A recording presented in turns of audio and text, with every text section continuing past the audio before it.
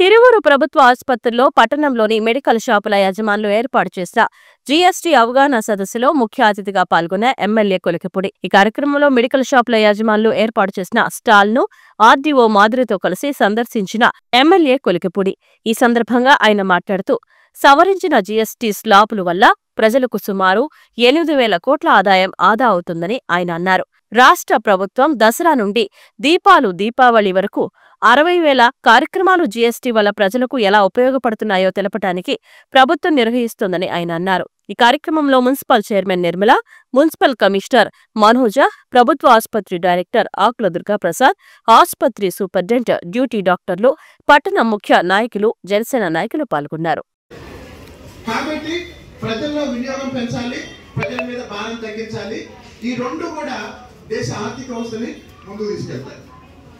నరేంద్ర మోడీ గారు 11 సంవత్సరాల క్రితం ప్రధానమంత్రి అయినప్పుడు ప్రపంచ ఆర్థిక వ్యవస్థలో మనం 11వ స్థానంలో ఉన్నాం. మరి 11వ స్థానం నుంచి 11 సంవత్సరాల పరిపాలన తర్వాత భారతదేశ ఆర్థిక వ్యవస్థను ప్రపంచంలో 4వ స్థానానికి తీసుకొచ్చారు నరేంద్ర మోడీ గారు. ఒకసారి క్లాస్ కొట్టారు. 4వ స్థానానికి.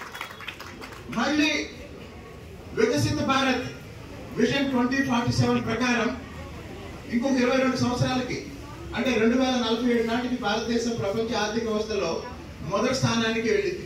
కొంతమంది ఏమంటున్నారంటే మొదటి స్థానం కానీ రెండో స్థానం కానీ అంటున్నారు. రెండో స్థానం కాదు, మొదటి స్థానానికి వెళ్ళింది. ఎందుకంటే ఇప్పుడు ప్రపంచంలో ఎక్కువ జనాభా ఎక్కడ ఉన్నారు? ఇండియాలో ఉన్నారు. కాబట్టి ఇప్పుడు మనం చైనా వస్తువులు వాడటం ఆపేసి, మనం విదేశీ వస్తువులు వాడటం ఆపేసి, మన వస్తువులు మనమే తయారు చేసుకొని మనమే వినియోగిస్తే అదంతా దేశ ఆర్థిక వ్యవస్థని బలోపేతం చేస్తుంది. భారతదేశ ఆర్థిక వ్యవస్థని ప్రపంచంలోనే మొదటి స్థానంలో నిలబెడుతుంది. కాబట్టి జిఎస్టి సవరణలు అదేదో